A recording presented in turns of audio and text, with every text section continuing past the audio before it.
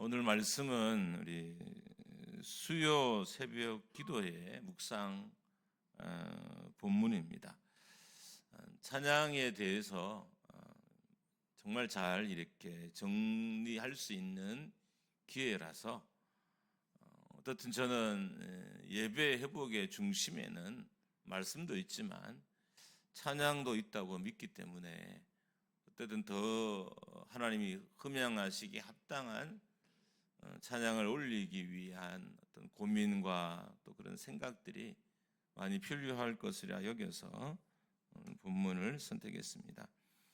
25장 말씀을 간략하게 정리를 하면 이렇게 됩니다. 성전에서 하나님을 찬양하는 직분을 맡은 사람들은 레위인인 아삽, 헤만, 여두둔의 자손들이었습니다. 근데 특이하게 이 사람들을 조직하는 일에 다윗과 다윗의 군대 지휘관들이 함께 참여했다는 거예요. 다윗이 한 게 아니라 다윗과 다윗의 군대 지휘관. 이게 좀 독특하죠. 그리고 아삽과 헤만과 여두둔의 아들들을 책임자로 하여서 24반열로 나눠 찬양하게 했습니다. 역대상 23장 5절과 25장 7절을 보면 찬양을 맡은 전체의 수가 찬양에 익숙한 자가 288명이고 이 사람들을 포함해서 4,000명이 된다고 그랬어요. 정말 많은 규모의 찬양대가 성전에 있었다는 것을 알 수 있습니다. 보통 그러니까 숫자는 중요성을 의미할 때가 많아요. 중요성. 그러니까 성전에서 찬양하는 일이 그만큼 중요하기 때문에 많은 사람들을 세워서 찬양하게 했던 것입니다. 당연히 숫자가 많으면 통제가 어렵죠. 그래서 이 많은 찬양대가 리더들의 지휘 아래에서 잘 통제되어 하나님을 찬양하는 일을 감당했습니다. 2절, 3절, 6절을 보면 아삽의 지휘 아래, 여두둔의 지휘 아래, 그들의 아버지의 지휘 아래, 왕의 지휘 아래라는 문구들이 등장해요. 그러니까 일정한 질서를 따라서 성전에서 하나님을 찬양하게 했던 것입니다. 25장에 등장하는 찬양의 원칙들이 몇 가지 있어요. 이를 한번 살펴보면서 나의 찬양은 어떤가, 또 우리의 찬양은 어떤가를 좀 고민했으면 좋겠습니다. 먼저는 다윗은 성전에서 찬양하고 노래하며 시를 짓는 사람들을 구별해서 세웠다는 거예요. 구별해서 세웠다. 1절 전반절에 보면 다윗이 군대 지휘관들과 더불어 아삽과 헤만과 여두둔의 자손 중에서 구별하여 섬기게 하되, 그러니까 많이 세우긴 했지만 4,000명이죠. 많이 세웠지만 아무나 세우지는 않았다는 거예요. 숫자가 아주 많았지만 많다고 해서 대충 세우지는 않았다는 의미입니다. 레위인 중에서 그리고 아삽과 헤만과 여두둔의 자녀들 중에서 구별해서 세웠던 거예요. 찬양은 누구나 해야 하는 것이에요. 그러나 찬양으로 예배를 돕는 이들은 구별되어야 됩니다. 그래서 예전에는 이것을 좀 엄격함으로 좀 오해를 했어요. 그래서 엄청나게 엄격하게 찬양대나 찬양단을 임명을 했습니다. 뭐 세례를 받아야 된다, 교회 온 지 얼마가 되었어야 된다 등등, 심지어 막 레슨도 이렇게 테스트도 다 본 이후에 세웠어요. 그렇다고 해도 썩 잘하는 건 아니더라고요. 그렇게 세웠는데 뭐 졸 분들은 여전히 졸고, 교회에 뭐 문제가 항상 찬양대에서 이렇게 나오는 것을 저도 수없이 봤어요. 오늘 말씀을 좀 현대적으로 해석하면 이렇게 됩니다. 다시 찬양단이나 찬양대의 기준을 엄격하게 하자는 게 아니에요. 어떤 특별한 자격을 만들어서 찬양단이나 찬양대를 뽑자는 것도 아니에요. 하나님을 찬양하려는 마음이 커야 된다는 거예요. 그러니까 찬양에 대한 열정이 남다른 사람들을 찬양하게 해야 한다는 것입니다. 최소한 찬양을 위해서 자기를 관리할 줄 아는 사람. 여러분, 주일을 찬양으로 하려면 토요일 날 자기의 삶이 관리되지 않으면 어려워요. 주일을 찬양을 하려면 일주일에 자기의 삶이 관리되지 않으면 어려워요. 여러분들이 이 예배도 여러분이 그냥 앉아서 오면 누구나 다 드릴 수 있는 것 같잖아요. 앉아서 말씀을 듣는 여러분도 일주일의 삶이 농축되어서 하나님 앞에 있는 거예요. 그러니까 일주일을 열심히 말씀을 살려고 부지런히 애쓴 사람들은 남다른 말씀의 은혜를 누릴 것이고, 일주일 동안 아무 생각 없이 그냥 세상적으로 살다가 시간에 급해 쫓겨와가지고 예배를 한다면 고만고만한 은혜를 누리게 될 것입니다. 최소한 하나님을 찬양하는 사람들은 하나님이 우리의 자신의 찬양을 받으실 수 있도록 자신을 합당하게 관리를 해야 되는 거예요. 이것은 찬양대뿐만 아니라 찬양단뿐만 아니라, 우리 교회는 찬양대가 없고 찬양단만 있죠. 찬양단뿐만 아니라 성도들도 동일해요. 오늘 우리의 찬양이 하나님께 흠양되고 올려지려면 일주일에 우리의 삶도 찬양을 위해서 준비되고 예비되어야 된다는 거예요. 찬양이 되려면 범죄의 자리를 떠나야 하고, 찬양이 되려면 순종의 자리에 머물러 있어야 하고, 찬양을 다하는 제사 자세와 다른 마음이 있어야 돼요. 여러분이 이 아삽, 헤만, 여두둔의 자녀들을 세웠는데 이 사람들은 그러니까 찬양송의 가사를 쓰는 사람들이었어요. 그러니까 그냥 레위인이고 여두둔이나 이 세 사람의 자손들이라서 세운 게 아니라, 이 사람들은 이후에 보면 악기도 다 다뤘고요. 이 사람들은 시로 찬양을 지은 사람들이었어요. 그러니까 함부로 세우진 않았다는 거예요. 그것을 너무 문자적으로 생각해서 지금 사람들이 어떻게 찬양단에 대해서 규제를 한다, 이거는 성경에 합당한 태도는 아니고, 오히려 우리 자신들이 과연 내 일주일의 삶이 오늘의 찬양을 위해서 준비되었을까? 내가 찬양으로 하나님을 예배하고 또 성도들 앞에 봉사하는 거잖아요. 이 일을 위해서 내가 토요일을 어떻게 보냈는지, 금요일을 어떻게 보냈는지가 되게 중요하다는 거예요. 다윗 당시에 찬양되는 악기로도 하나님을 찬양했고, 그리고 시를 지어서도 하나님을 찬양했습니다. 그러니까 찬양만 한 게 아니에요. 연주도 하고 시도 줬어요. 그러니까 찬양에 대한 남다른 자세와 마음의 결과물인 거예요. 여러분, 찬양에 대한 자세가 바로 서야 열정이 생기고, 열정은 어떤 결과물을 만들어내요. 이 사람들이 많은 악기를 다룰 수 있고, 그리고 하나님을 찬양하는 시를, 노래 가사를 지을 수 있었다는 것은 그만큼 찬양에 대한 남다른 열정이 있었다는 겁니다.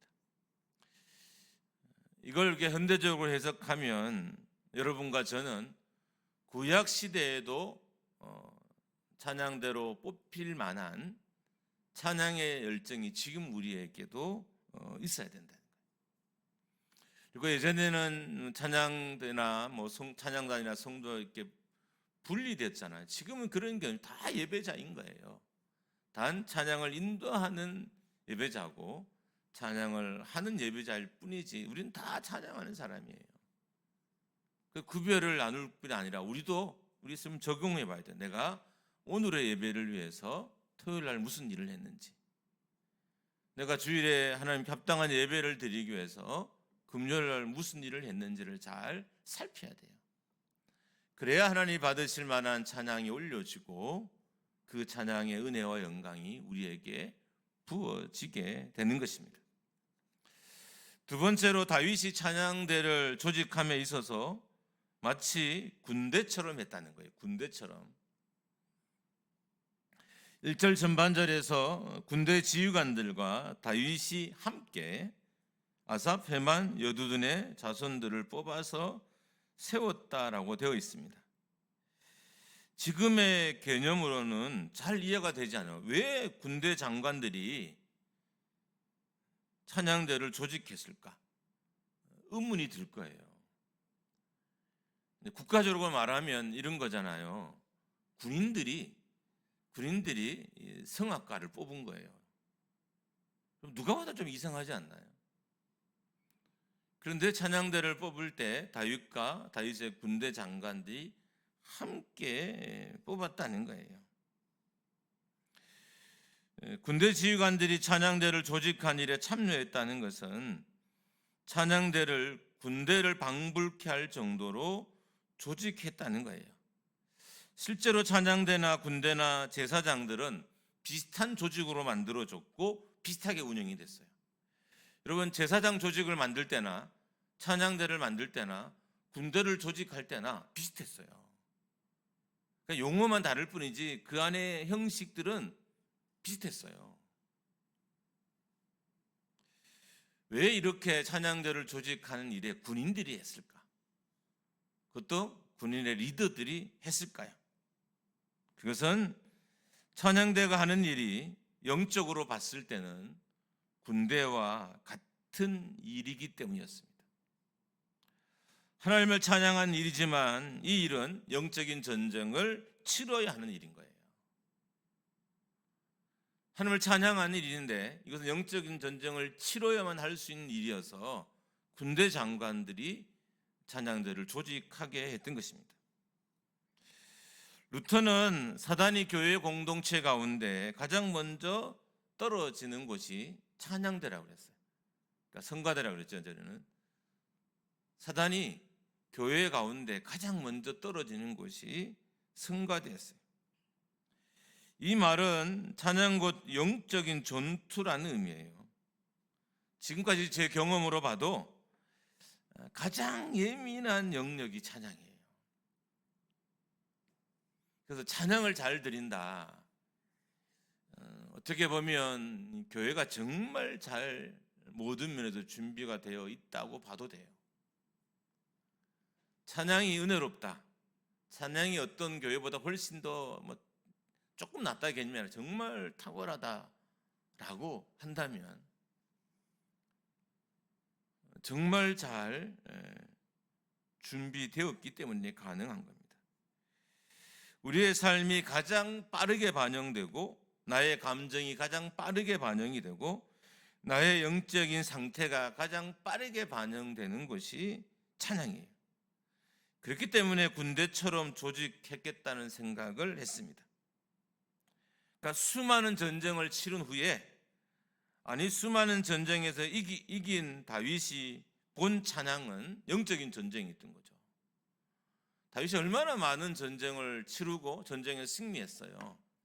그런 다윗의 관점에 봤을 때 찬양은 곧 하나님께 올리는 영적인 전쟁이었어요.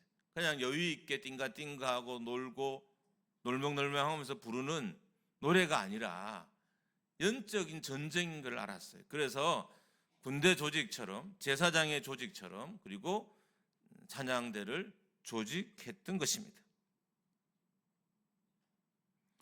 실제로 다윗은 군대와 찬양대 그리고 레위인들의 운영 원칙을 거의 동일하게 했습니다. 본질적으로 다르지 않다는 거죠. 되게 다른 공동체잖아요. 군대와 찬양대가 어떻게 같아요? 완전 다른 거잖아요. 군대와 제사장 그룹들 완전히 다른 거예요. 근데 실제로 조직과 운영은 거의 동일했다는 거예요. 그만큼 찬양이 군대만큼 찬양이 제사장만큼 중요한 위치를 차지했다는 의미입니다. 찬양은 영적인 것입니다. 입으로 찬양하지만 또한 마음과 영으로 찬양하는 것입니다. 그래서 찬양은 영적인 것입니다. 영적인 것이기 때문에 또한 영적인 전쟁인 거예요. 여러분이 편안하게 찬양을 불러도 찬양은 영적인 전쟁이고요. 또한 우리가 모여서 함께 큰 소리로 하나님을 찬양해도 그것은 영적인 전쟁인 거고요. 혼자 불러도 그것은 영적인 정쟁이라는 거예요. 찬양할 때 영적인 전쟁이 일어나고 그 전쟁에서 우리가 승리할 때 역사들이 나타나게 된다는 겁니다. 그러니까 영적인 전쟁이니까 어떤 결과가 나타나요? 어둠의 세력이 무너지고 악한 세력이 떠나가고 마귀 사단의 권세가 파괴되는, 해파되는 역사가 찬양을 통해서 일어나는 것입니다. 찬양이 강력하게 하나님께 올려질수록 하나님의 나라는 우리 가운데 능력으로 나타나게 됩니다. 찬양할 때 하나님의 임재가 있고 찬양할 때 하나님의 일하심이 있어요. 세 번째로 찬양대의 핵심 인물인 헤만, 아삽, 여두둔, 이 사람을 성경에서는 선견자로 불렀어요. 그러니까 성가대장 이렇게 부르지 않았어요. 선견자로 불렀어요. 오늘 본문 5절에서는 헤만을 하나님의 말씀을 가진 하나님의 선견자라고 불렀고요. 역대하 29장 30절에서는 아삽을 선견자라고 불렀어요. 그 역대하 35장 15절에서는 여두둔을 왕의 선견자라고 불렀습니다. 그러니까 선견자는 신약에는 사용하지 않는 구약에서 주로 사용했던 용어예요. 여러분, 선견자와 좀 비슷한 용어가 있죠. 선지자. 선견자와 선지자는 좀 달라요. 선견자는 꿈이나 환상을 통해서 하나님의 계시를 받은 사람들이죠. 그러니까 하나님의 부름을 받아서 하나님의 뜻을 전달하는 사람. 근데 이 사람들은 시각적인 계시를 통해서 하나님의 뜻을 받고 그것을 전달했어요. 근데 선지자는 말씀을 전하는 사람이었어요. 그래서 이후에는 결국 선지자나 선견자나 거의 같은 역할, 같은 용어의 의미로 그냥 그렇게 사용되었습니다. 어떻든 다윗 당시의 찬양의 리더들은 그냥 리더가 아니었다는 거예요. 그러니까 말씀을 가르칠 수 있는 정도의 리더, 하나님의 뜻을 받고 그 뜻을 전달할 수 있을 정도의 리더였다는 것입니다. 왜 그랬을까요? 찬양에 있어서 찬양도 중요하지만 말씀이 그만큼 중요했기 때문인 거예요. 찬양은 말씀과 함께 해야 하나님이 받으실 만한 찬양이 되고 성도들에게 은혜가 되고 예배는 더욱 풍성해져요. 그래서 말씀이 없는 찬양, 말씀과 함께하지 않는 찬양 사역을 조심하고 주의해야 됩니다. 지금은 이 말씀 파트를 보통 목회자들이 하는 거죠. 목회자들이. 그래도 회중석에서 앉아있는 찬양하는 성도들과 달리 어떻든 이 앞에서 찬양으로 하나님을 섬기는 이들은 최소한 하나님의 마음과 생각을 읽고 알 정도는 되어야 된다는 거예요. 그래서 구약에는 이 헤만, 여두둔, 아삽을 선견자로 불러서 그들에게 말씀이 있었기 때문인 거예요. 제사장들이 있었잖아요. 대제사장도 있었잖아요. 모세도 있었잖아요. 다윗도 있었잖아요. 그런데도 이들을 선견자로 불렀어요. 특별히 하나님이 보여주시는 것을 통해서 하나님의 메시지를 백성들에게 전달했던 사람인 거죠. 찬양을 한다는 건, 또 찬양의 리더가 된다는 건 이런 의미가 담겨져 있는 거예요. 저는 우리 교회 찬양 단에 대해서 정말 감사한 마음이 있어요. 은혜가 매번 될 뿐만 아니라 정말 열심히 준비하기도 하고 또 애쓰는 모습이 늘 보이기 때문에. 근데 또 한편 조금 더 욕심을 내면 더 나은 찬양을 향한 몸부림을 함께 해봤으면 하는 마음이 있어서. 근데 이거는 제가 찬양단을 불러서 교육한다고 되는 일이 아니라 우리의 몫인 거죠. 여러분과 저의 몫인 거예요. 우리가 찬양이 무엇인지, 하나님이 찬양단을 얼마나 중요시 여기는지, 찬양이 어떤 기능을 하는지를 우리가 알아야 올바른 하나님을 찬양하는 자로 하나님 앞에 서 있을 수 있잖아요. 그래서 우리가 함께 만나야 찬양의 은혜가 넘쳐나는 예배가 되고 될 수 있는 것입니다. 예배는 하나님의 임재를 경험하게 합니다. 근데 하나님의 임재는 올라가는 재료에 의해서 결정이 돼요. 그럼 하나님의 응답은 올라가는 재료에 의해서 대부분 결정이 돼요. 하나님의 역사도 올라가는 재료에 의해서 결정이 돼요. 내가 하나님께 기뻐할 만한 것을 올려드리면 하나님은 그것을 받으시고 당신의 능력과 역사를 우리 공동체 가운데 나타내시는 것입니다. 하나님은 하나님에게 합당한 찬양을 들으시고 하나님은 하나님에게 합당한 헌신을 보시고 자신의 임재를 결정하십니다. 우리 예배를 받으실 것인가를 결정하신다는 거예요. 그래서 우리 예배가 좀 더 순전해지고 우리의 찬양이 기쁨으로 가득 차고 우리의 찬양이 온 마음과 삶을 다해 드려질 때 하늘부터 내려오는 것들은 점점 더 강력해지는 거죠. 여러분, 예배 중에 하늘로부터 내려오는 무엇을 경험하셨습니까? 말씀이 내려오는 걸 경험하셨습니까?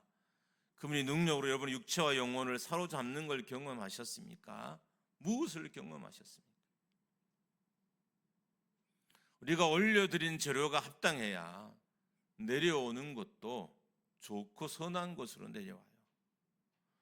우리가 하나님을 온전히 찬양하는 자로 서야, 예배하는 자로 서야 하나님 예배 중에, 찬양 중에 그에 합당한 것을 하늘의 문을 여시고 우리 가운데 내려 주시는 것입니다. 우리는 하나님과의 교제가 없는 예배에 되게 익숙해졌어요. 그러니까 우리의 노력과 열정으로 하나님께 내려오는 것을 대신하는 거예요. 사람이 정말 사력을 다하면 생각보다 하늘로부터 내려오는 것이 없어져도 내가 만족이 느껴져요. 신기하죠? 인간의 노력들이 막 가득 차도요, 하나님의 역사가 없어도 내 스스로 만족감이 생겨요. 이건 예배가 아닌 거죠. 내 노력과 땀이 하나님께 올려지고 그것이 하나님 보시기에 합당한 것이 되고 하늘의 것들이 이 땅에 내려와야 이게 참 예배가 되고 찬양이 되고 또한 우리의 신앙생활이 되는 것입니다. 역대하 5장 13절 14절을 우리 같이 한번 읽어보겠습니다. 역대하 5장 13절 14절입니다. 시작. 나팔 부는 자와 노래하는 자들이 일제히 소리를 내어 여호와를 찬송하며 감사하는데 나팔 불고 재금 치고 모든 악기를 울리며 소리를 높여 여호와를 찬송하이르되 선하시도다 그의 자비하심이 영원히 있도다 하매 그때 여호와의 전에 구름이 가득한지라 제사장들이 그 구름으로 말미암아 능히 서서 섬기지 못하였으니 이는 여호와의 영광이 하나님의 전에 가득함이었더라. 13절 14절은 제가 성경에서 가장 좋아하는 장면 중에 하나입니다. 성전을 건축한 후 찬양대를 조직하고 찬양했을 때 성전에 일어난 기록인 거예요. 제사장이 서서 섬길 수 없을 정도의 큰 영광이 성전에 임했던 거죠. 여러분, 하나님이 임하잖아요. 물을 끓는 역사가 있더라고요. 여러분, 우리의 무릎이 얼마나 교만해요. 아파서도 못 꿇는 게 우리 무릎이잖아요. 근데 하나님이 역사하시면 그 아픈 무릎으로도 정말 오랫동안 찬양과 예배할 수 있어요. 성전을 짓고 거기서 찬양대를 조직하고 찬양했을 때 서 있을 수 없을 만큼의 영광이 하늘로부터 임했습니다. 여러분은 어떤 예배를 한번 경험해 보셨습니까? 여러분, 어떤 찬양을 경험해 보셨습니까? 예배 때 하늘로부터 내려오는 무엇을 여러분이 들으셨습니까? 때로는 보셨습니까? 보는 것을 너무 신비적으로 생각하는 분들이 있는데, 저도 저희 교단에서 학교를 계속 다녔기 때문에 보수적이지만 저는 하나님에게는 그 어떤 제약도 없다는 건 저는 믿어요. 하나님이 보여주시려면 보여주실 수도 있고 뭐든 다 하실 줄 믿기 때문에 제가 그런 마음으로 설교를 하는 거예요. 말씀을 전하는 거예요. 출애굽기 40장 34절 35절입니다. 같이 읽습니다. 시작. 구름이 회막에 덮이고 여호와의 영광이 성막에 충만하며 모세가 회막에 들어갈 수 없었으니 이는 구름이 회막 위에 덮이고 여호와의 영광이 성막에 충만함이었으며.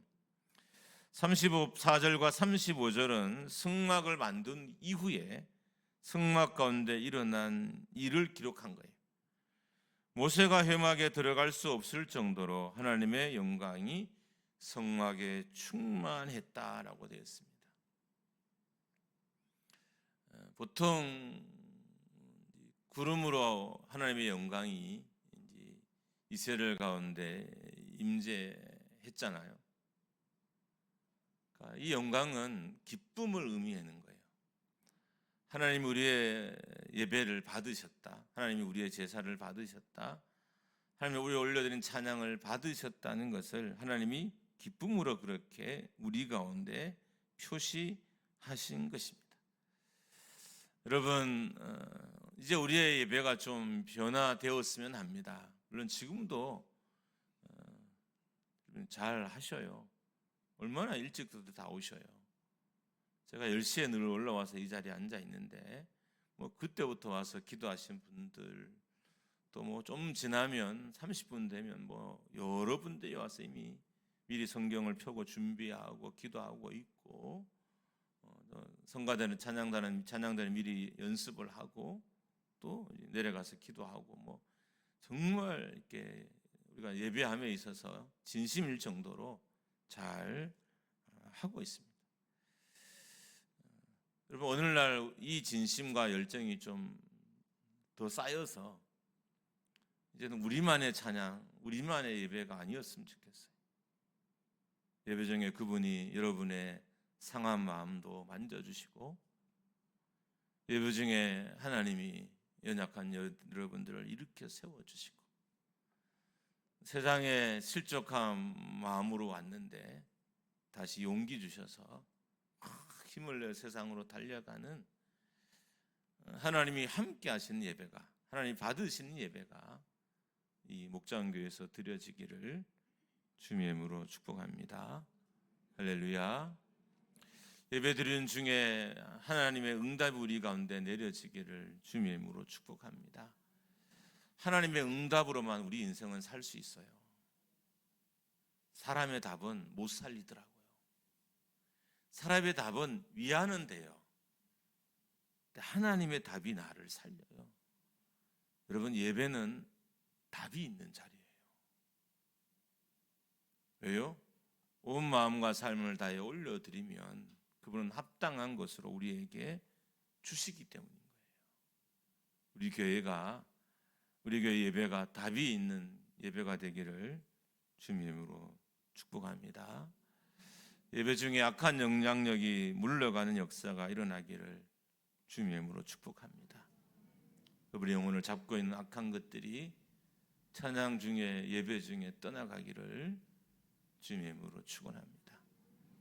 여러분, 우리가 참 삶을 너무 힘들게 살았어요. 그래서 본인 아니게 너무 나쁜 것들이 내 삶과 환경을 둘러쳐 있어요. 아마 어떤 분들은 평생 싸웠을 거예요. 하나님 이것 좀 어떻게 해달라고. 그거는 내가 어찌할 수 없는 거예요. 하늘로부터 내려온 능력이 해결할 수 있는 문제입니다. 예배 중에 하늘의 능력이 여러분과 저의 영혼과 육체 위에 부어지기를 주님의 이름으로 축원합니다. 예배 중에 하나님의 섭리로 이곳이 충만하기를 소원합니다. 우리는 계획은 늘 실패하지만 하나님이 섭리하셔서 실패를 통해 선을 이루어져 가시고 좌절을 통해서 새 일을 하시는 놀라운 하나님의 섭리가 우리의 예배 중에 또 찬양 중에 있기를 주님의 이름으로 축복합니다.